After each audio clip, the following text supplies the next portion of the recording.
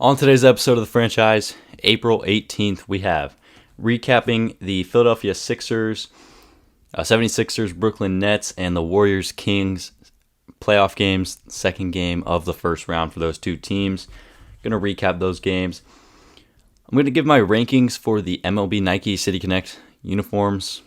The Texas Rangers just released theirs yesterday. I'm going to rank all 16 of the City Connect uniforms. And then also a trade happened in the NFL. Not a major trade, but it does impact my most recent NFL mock draft, and then how I'm just going to really kind of talk about that team just for a minute. Not super in-depth. I'm not a fan of that team. I'm not a diehard follower of that team, but we're going to talk about them just for a little bit here. As always, you can find the franchise on YouTube, Spotify, Apple Podcasts, Amazon Music. You can find the TikTok, Twitter, Instagram in the description of every single episode. All right, we're going to start here with the NBA games from Monday night. First one being the Brooklyn Nets and the Philadelphia 76ers. Philadelphia won the first game of this series. Brooklyn looking to tie it up. Instead, they fall short 2-0. Philadelphia has the 2-0 lead in this series. 96-84 final score in this game. Brooklyn had some nice performances, in particular from Cam Johnson and Mikal Bridges. Cam Johnson, 28 points, 5 for 11 from the three-point range. Mikal Bridges, 21 points, 5 rebounds, 7 assists for him. Outside of those two guys for the Brooklyn Nets, nobody contributed on offense at all. Spencer Dinwiddie had 12 points, and then everybody else did absolutely nothing. Seth Curry, Joe Harris, they played bad. Nicholas Claxton had no points in that game as well. And on the glass rebounding, Nick Claxton and the Brooklyn Nets were horrible. We'll get to that in a second. For Philadelphia, they played really great. Tyrese Maxey, leading scorer in this game, 33 points, 6 made three-pointers last night. Joel Embiid, 20 points, 19 rebounds, and 3 blocks. That is a MVP performance right there. Tobias Harris, 20 points, 12 rebounds. James Harden had 8 points, 7 assists. Harden was not a factor at all in this game. He really did absolutely nothing. When you look at James Harden and his performance in this game, 8 points, 7 assists, if I was to tell you that he would only put up these numbers, you would have thought that the Sixers would have lost this game. Harden played so bad and had such a little impact on this game for Philadelphia. It is surprising that the Sixers won. However, this goes to Brooklyn and them not having anyone stepping up and being an offensive threat outside of Cam Johnson and Mikal Bridges, which has been the case for these first two games of the series. Game 1, let me pull up the stats here from yesterday. Game 1, Mikal Bridges had 30 points, Cam Johnson had 18. Outside of that, no one contributed offensively, and that's the same thing for what we had last night on Monday. No offensive contribution from Seth Curry, from Joe Harris, from Nicholas Claxton, from any of these guys on this Brooklyn team outside of Cam Johnson and Mikal Bridges. They're two stars. We're the only guys scoring the basketball for Brooklyn in these first two games. And if you're going to have a performance for Philadelphia, if you're going to allow and if you're going to defend and take James Harden out of the game so much that he does not impact the game at all offensively, he's their second best player on the Sixers. He's their their highest paid player right now. He's the guy that's supposed to be the second option that was a league MVP, right? If Brooklyn's going to eliminate him from the game and not have him be a factor at all, they should be out here winning these games because Embiid only dropped 20 points and 19 boards, right? That's a great game, but he's the MVP of the league. If you're holding him to 20 points and you're holding James Harden to 8 points, the expectation is for Brooklyn that you should be out there winning the game. And they're just not getting any contribution from anyone on offense. And I guess that's the problem when you have guys like Seth Curry and Joe Harris who are, streaky three-point shooters and streaky scorers, that they're going to be off more than they're on because they're streaky players. But when they do get hot, they will be hot. It's just a matter of when they go back for Game 3 and Game 4 in Brooklyn, can someone else step up? Can Nicholas Claxton dominate the glass? Because Not only did Brooklyn not get any contribution from any other player on offense outside of those two, they got dominated on the offensive glass. They had 33 total rebounds in this game. Or not just offensive glass, on the rebounding stat sheet overall. Brooklyn got dominated by Philadelphia. Brooklyn had 33 total rebounds in this game, 5 offensive, 28 defensive rebounds. Philadelphia had 56 rebounds in this game, 13 offensive boards, 43 defensive boards. So Brooklyn needs to do a few things. I mean, you need a Spencer Dinwiddie, you need a Seth Curry, you need Joe Harris, you need Nicholas Claxton, you need those guys to score the basketball.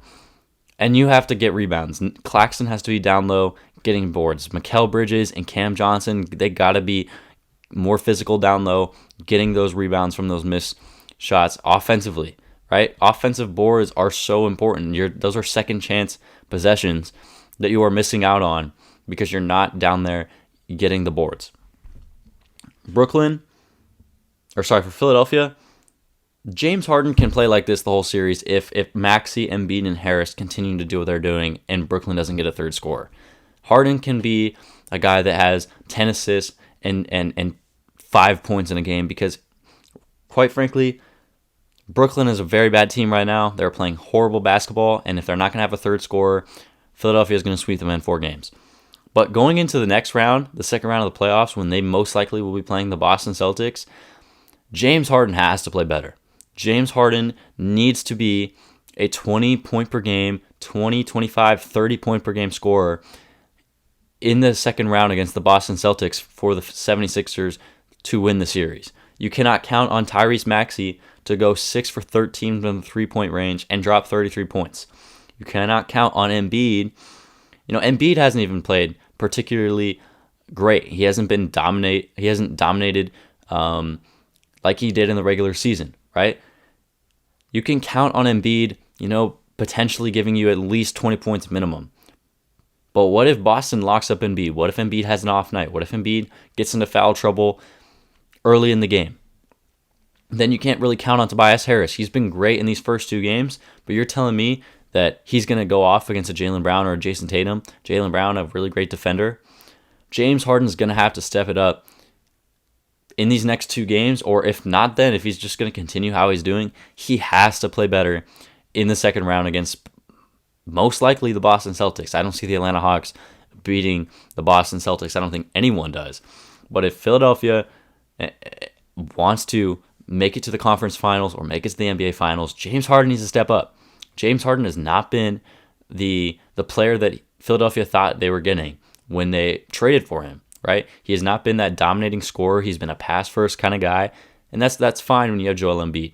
But James Harden, the second option on this team, needs to score the basketball for the Sixers to go out there and win past this first round. I think it's pretty obvious they're going to win the first round. Now, I said Brooklyn in 6. I don't know about that anymore. All right, if Brooklyn falls down 3-0, it's going to be a sweep. If Brooklyn wins game 3 later on this week, Philadelphia in 5, right? I don't think Brooklyn has what it takes right now to win the series. All right, the second game from last night. Golden State Warriors, Sacramento Kings. The Kings are up 2-0 in this series. They won 114-106. I said yesterday I thought the Warriors were going to come out and they were going to tie this series up, and they did the complete opposite of that. They played nice, right? Curry had 28 points, Wiggins 22, Clay 21 points, 5 for 10 from the 3 for him. But Curry was bad from the three-point range. 3 for 13. The Warriors themselves were 13 of 40 from the three-point range. The Kings played absolutely amazing. They have so many guys that can score the basketball. They were the number 1 offense in the regular season, and it shows, right? De'Aaron Fox, 24 points, 9 assists, 4 steals, and a block. Sabonis, 24, 9 and 4. Malik Monk off the bench with 18 points, 3 for 7 from the three-point range. Kevin Huerter, 15 points, 2 blocks and a steal. Davion Mitchell, 14 points, 2 steals. Absolute lockdown defense at times on Steph Curry. Harrison Barnes, 13 points, 6 rebounds, 3 steals. The Sacramento Kings had 11 steals in this game. They were taking the ball away. They were forcing turnovers. They were in the right position at the right time. to get the ball away out of the Warriors' hands and then capitalize with big time buckets. And the Kings, who are a great offense in the regular season, not a great defense, have been playing some really stellar defense right now in these first 2 games against the Warriors. They've been locking down when it matters most. They've been on the glass. They've been obviously getting steals and picking the pockets of these Warriors players. And one guy I want to mention is Jordan Poole. I said this yesterday. Jordan Poole is a horrible defender. He's a liability out there on defense, and he did absolutely nothing in this game. I believe he had 6 points. I didn't even write it down because that is how little he contributed to this game. 6 points, I believe. He's just not an impactful player in the postseason. He's like a Rudy Gobert. He's a guy when it comes to the postseason and in playoffs and in when the games matter the most, he cannot be out there on the floor because he is so bad defensively that teams can just tear him apart. They can tear you apart when he is out there on the floor. He is a decent offensive player at times, right? He's a guy that can score, right? He's a streaky player. But defensively, he is so bad that the Warriors can't afford to play him out there and get offense from him because teams like the Kings, or if they make it past the second round or this first round and they make it deep into the postseason, he's not going to get any meaningful minutes in this postseason. So they're down 2-0. Sacramento is up 2-0 in this series. Draymond Green got ejected for stomping on Domantas Sabonis. Literally stomped on his chest in this game. Sabonis was on the ground, stomps on his chest. Draymond ejected. Sabonis getting x-rays on his ribs and on his lungs. The Kings are up 2-0. Right? The Warriors had the worst road record among, I think, honestly, in the entire league.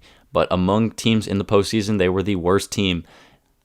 Out of these 16 playoff teams, they had the worst road record. So they cannot win on the road. I mean, we've just seen it. They lost their first 2 games of the postseason on the road. The series is not over at all.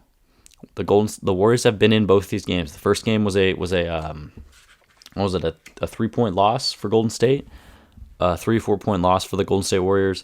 This game, 114 to 106.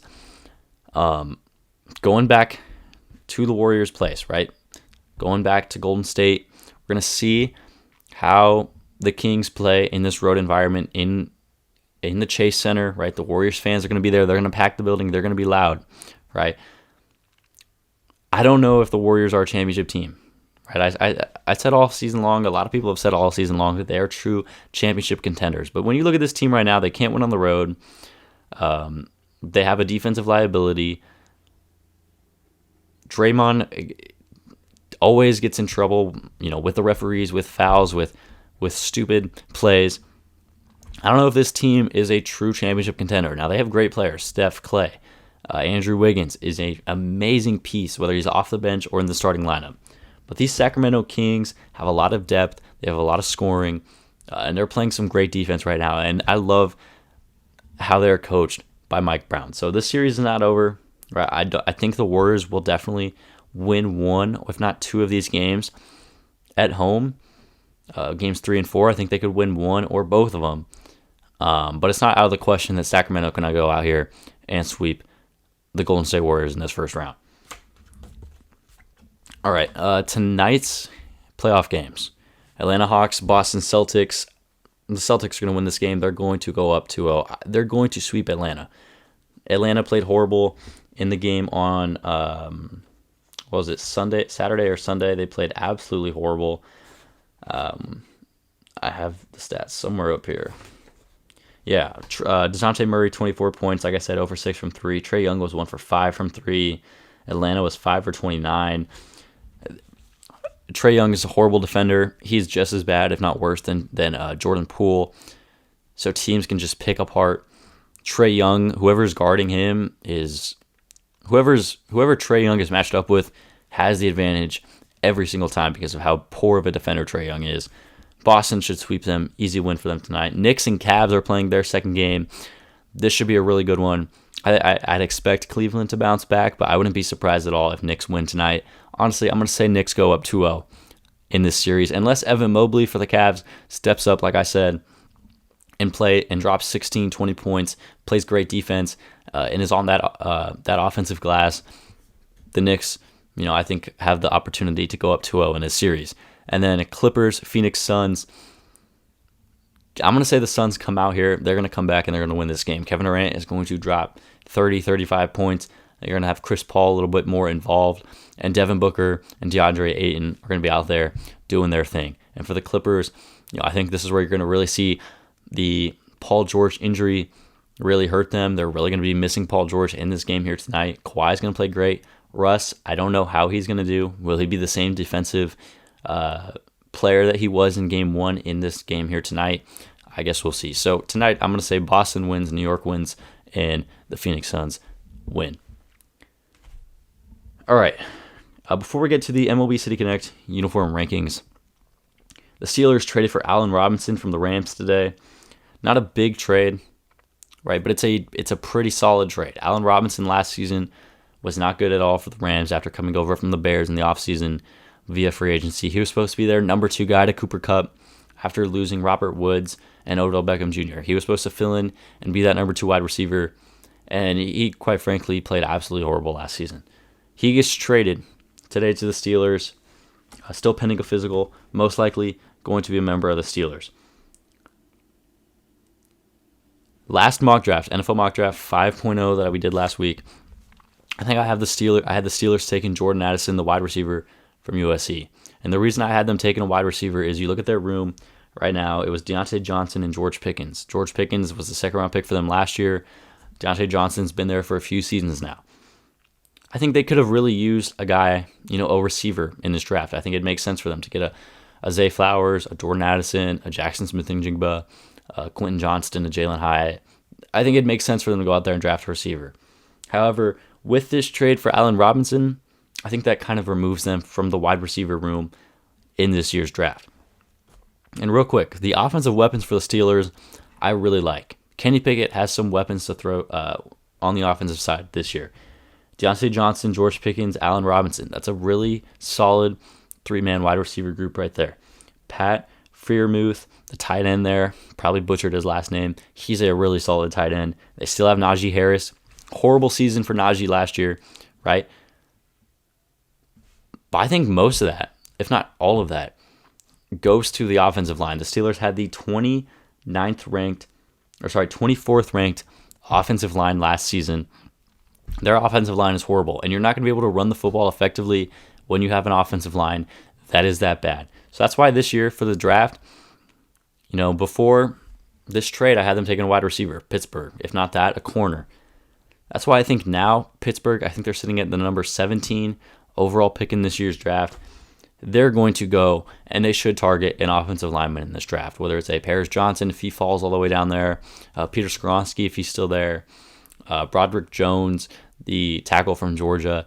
Whoever is there offensive tackle-wise, they need to go out there and take that guy. They need protection for Kenny Pickett, and they need to be able to establish the running game with Najee Harris, which they were not able to do last season. But Najee Harris's rookie year, he was absolutely incredible.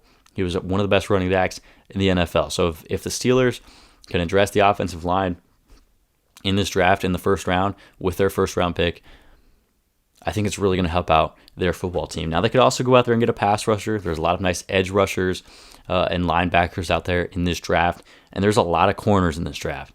I mean, there's a plethora of corners. You have Witherspoon, Christian Gonzalez, Joey Porter Jr., Cam Smith, Deonte Banks. There's a lot of corners out there in this draft as well. But I think the offensive lineman, especially that tackle position, is the one that the Steelers are going to have to address in this draft. Because, I mean, if they can just move their offensive line from 24 up to 16, 15, 14, this Steelers team is going to be drastically improved. And they had a winning record last season, right? Kenny Pickett, you expect him to improve and develop a little bit more coming into next season. Hopefully tick back on the interceptions and find his receivers deep down the field, in the middle of the field, and establish a running game with Najee Harris. And the Steelers should be a pretty solid team. And their defense is still great, right? TJ Watt is still over there, Minkah Fitzpatrick, and then whoever obviously they add in the NFL draft, whether it's a first-round pick, second, third, wherever they find a defensive player in this draft. All right, we're going to do NFL mock draft number 6 tomorrow on Wednesday's episode. No joke. Every single day I do at least like 10 different mock drafts because I don't know how this draft is going to go. I do one where these guys go top 3, where these teams trade into the top 3. So many different mock drafts. I have no idea what's going to happen. Good thing we still have over a week until the NFL draft. We have about 10 days until the NFL draft. So we have a few more mock drafts coming. Number 6 is going to come out on Wednesday. Finally, ranking all 16 MLB City Connect jerseys. If you're watching on YouTube, I'm going to put them on the screen. If you're listening, go watch on YouTube so you can see the uniforms. All right. The Rangers released their City Connect uniforms on Monday, which is why we're ranking all 16. And we'll get to, the Rangers in a little bit. They're a little. We have another incoming call. Someone's calling me again. This is the second day in a row. Someone's calling me in the middle of the podcast when I have muted calls on, apparently. Anyways, top 1 to 16 City Connect uniforms. Or should we go 16 to 1? Let's go 16 to 1. Coming in last place, the worst City Connect uniform in Major League Baseball is the Los Angeles Dodgers. All blue. Now they ditched the blue pants when they came out with these. I think it was in 2021 or last season. It was 2021 when they came out with these. All blue, blue pants, blue shirt, blue jersey, blue hat. Horrible uniforms. The blue pants look so bad. The hat is horrible with the Los Dodgers, and the uniform itself is a pretty bad uniform. It's a pretty boring uniform. They basically took their spring training uniform that says Dodgers and added Los in front of it. I think you can come up with a million different jerseys that represent the city of Los Angeles better than this uniform. Now, in these rankings, I don't care about the connection to the city in the uniforms at all. I just care about how they look. I think these Dodgers ones are easily the worst. Now, they ditched the blue pants. They wear the white pants now. I still think this uniform is the worst City Connect uniform in Major League Baseball. Number 15 is the San Francisco Giants. Some people really like this jersey, and then there's people like me that really, really hate it. All white, lots of orange. You have the Golden Gate Bridge on the side, and then you have a giant G right here on the chest. I just think this uniform is really bad. I think, obviously the idea of the bridge is really, really cool. I have a Giants hat back here that I inscripted the Golden Gate Bridge on because it is really sick. But the G looks weird. The bright orange. I just think this is a really bad uniform. I think the Giants could have done a lot more. And personally, it's just not visually appealing. Number 14 is the Boston Red Sox. They were the first ever team to release one of these, and I just don't like it. It's the yellow and blue. They look like UCLA, supposed to represent the city of Boston with the color of the flag. I just don't think it's a good uniform. I think Red Sox, they should have done something, maybe a green with the green monster, or some other uniform. I don't like it. It doesn't fit the Boston Red Sox at all. It doesn't fit them at all. They look like the UCLA Bruins. I don't like the yellow. I don't like the blue. I just don't like it on the Boston Red Sox. This would be a great Brewers uniform, but it's not a good Red Sox jersey. Speaking of the Brewers, they're coming in at number 13. Their uniform had a lot of potential. I love the color of their jersey, the powder blue. But as a Brew Crew across the chest, that to me looks a little weird, and as a logo on the hat that also does not do it for me. The color is great. The blue and the yellow would be great if they could just perfect the script on the chest and make the logo on the hat something, because the logo on the hat right now is absolutely atrocious. Number 12 is the Texas Rangers. I like the top of the uniform. I like the shirt, the t-shirt, the actual jersey. The jersey itself is cool. The color, the logos. But for me, what makes it bad is the pants. They go with a different color pants, navy blue pants. Doesn't make it look good. If they went with the same color pants as the jersey, this is a top 10, top 7 uniform out of these City Connects. But it is the pants for me that keep it this low on the list. Where we are. Number 11 is the Atlanta Braves. This is not a bad uniform at all. This is honestly one of the more cleaner uniforms out of these City Connects. So why is it ranked so low? It is because it is the exact same thing as their throwback uniform. They did nothing to change it up. It is a uniform they've been wearing for the past 25 years, which is just their Hank Aaron throwback uniform. And to me, their throwback is a lot better than this uniform, and they could have done a whole lot more to represent Atlanta in the state of Georgia than this uniform right here. Number 10, Chicago Cubs. All navy blue Wrigleyville uniform here for the Cubs. Some people really hate this uniform. I tend to like it. I like the navy blue. I like the accent of the blue, and the hat is really cool for them as well. Just in terms of the other uniforms, I think it's kind of fit here in the middle of the pack. Number 9 is the Houston Astros. I don't know how to feel about this one. Space City, all navy blue. I like the orange. The orange and the gradients on some of the numbers is really cool. The hat is pretty solid as well. For me, it's just one of those mid-tier uniforms. Now, I obviously have it here in the top 10, but that's kind of in the middle of the pack in terms of the top 16 of these uniforms. Number 8 is the Padres. This one is okay as well. I do love the pink, and I like the green. I don't really like the hat. I think the hat is pretty bad. And the yellow on the uniform for me doesn't fit at all, but in terms of the uniforms below it, it is better than every single one of those, in my opinion. The colors could be great. I think if this uniform was black, it might be one of the best in the game. Imagine an all-black uniform with the pink and the green as a neon outline. This is one of the best uniforms in baseball. If they do that, it's still a great uniform. Just not for me, my personal favorite. Number 7, Arizona Diamondbacks. Going here with the Serpientes.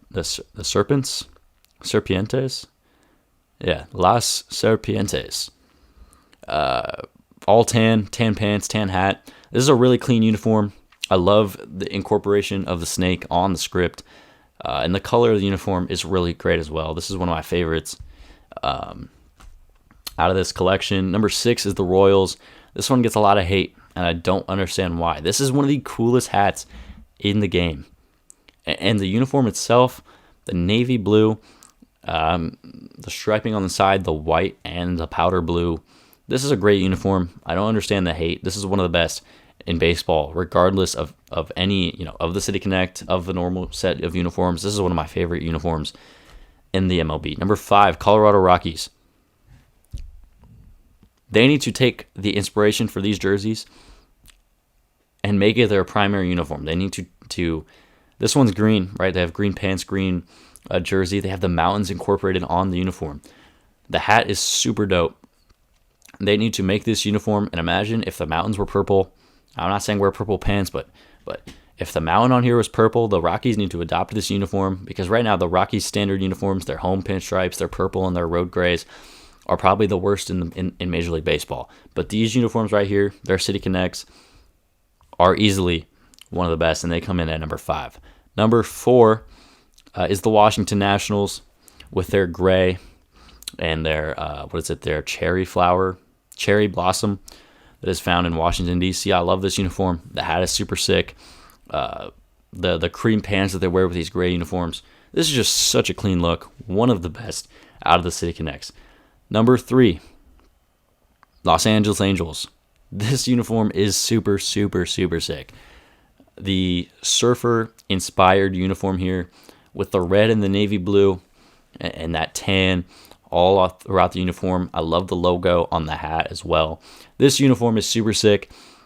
You can make the argument it is the best in baseball, but I'm not trying to be a biased Angels fan here. And it comes at number 3. I think there are 2 uniforms that are better than this one. But this is, out of the current Angels uniforms that they have, this is my favorite one. And it comes at number 3. Number 2, Miami Marlins. I think this was like the second City Connect uniform to be released. I love the colors on this. The red orange with the teal pinstripes and the Miami script. That hat is super sick as well. This is probably one of Miami's best uniforms that they have right now. A lot of people don't like the Miami Marlins uniforms that they wear right now. Their current uniform set, they think it's one of the worst in baseball. I like it. I think they should wear their teal uniform more, but since they don't, this City Connect uniform right here, for me, is their best, and this is the second best in baseball. Now, number 1, it's been number 1 since it first released in 2021. That is the Chicago White Sox. Black South Side pinstripe uniform, black pants, black jersey, all pinstripes. The hat is super sick. This is just the perfect Chicago White Sox uniform. All black. The pinstripes are super sick. I love the hat. This is just, in my opinion, the perfect City Connect uniform. I think the top 3 are all perfect. The top 5, or the 4 and the 5 are really great. I think the top 3 are A+ uniforms, and this is the best City Connect uniform, in my opinion, in Major League Baseball. So there's a few more that get released this season. I think there's the Orioles. Yeah, there's the Mariners, Reds, Orioles, and Pirates all get uniforms this season. Once all of them are released, we'll update the rankings a little bit later on in the year. Let me know what you think of the City Connect uniforms. What is your favorites? What are your top 3? What is your rankings? What's the worst? What's the best? We'll be back tomorrow, Wednesday, with NFL Mock Draft number 6. Full first round NFL Mock Draft 6.0. Tomorrow we're going to recap the 3 NBA playoff games as well. Like, share, comment, subscribe. Instagram, Twitter, TikTok in the description. YouTube, Spotify, Apple Podcasts, Amazon Music. Watch or listen along to the franchise. We'll be back tomorrow, Wednesday, with another episode.